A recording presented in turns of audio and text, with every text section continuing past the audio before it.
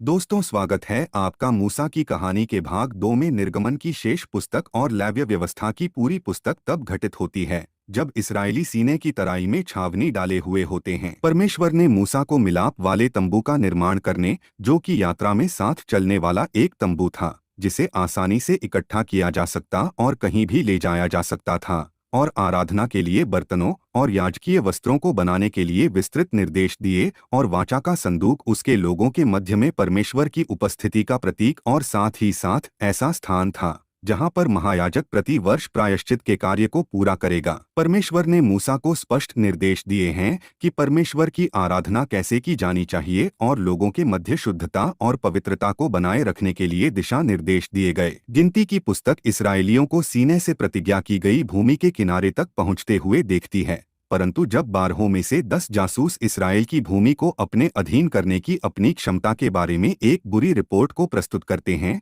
तब वे इसमें जाने से मना कर देते हैं। परमेश्वर यहूदियों की इस पीढ़ी को उनकी अवज्ञा के लिए जंगल में ही मरने के लिए ठहरा देता है और उन्हें जंगल में ही 40 वर्षों तक भटकने देता है। गिनती की पुस्तक के अंत में इसराइलियों की अगली पीढ़ी प्रतिज्ञा किए गए देश की सीमाओं के ऊपर खड़ी मिलती है और परमेश्वर के ऊपर भरोसा करने और इस भूमि को विश्वास के द्वारा ले लेने के लिए तैयार है। व्यवस्था विवरण की पुस्तक मूसा के द्वारा लोगों को परमेश्वर की बचाने वाली सामर्थ्य और विश्वासयोग्यता का स्मरण दिलाते हुए लोगों को कई प्रकार के उपदेशों को देती हुई दिखाती है। वह व्यवस्था का दूसरा पठन देता है, व्यवस्था विवरण 5, और इसराइलियों की इस पीढ़ी को परमेश्वर की प्रतिज्ञाओं को प्राप्त करने के लिए तैयार करता है। स्वयं मूसा को मरीबा नामक स्थान में अपने पाप के कारण भूमि में प्रवेश करने से वर्जित कर दिया जाता है। व्यवस्था विवरण की पुस्तक के अंत में मूसा की मृत्यु को लिपिबद्ध किया गया है। वह नबो पहाड़ी के ऊपर चढ़ जाता है और जहां से उसे प्रतिज्ञा किए गए देश को देखने की अनुमति मिलती है। जब वह मरा तब मूसा 120 वर्ष का था,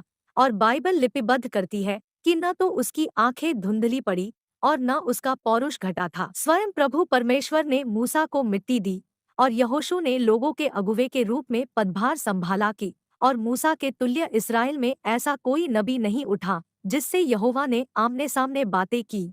और उसको यहोवा ने फिरौन और उसके सब कर्मचारियों के सामने और उसके सारे देश में सब चिन्ह और चमत्कार करने को भेजा था, और उसने सारे इस्राएलियों की दृष्टि में बलवंत हाथ और बड़े भय के काम कर दिखाए।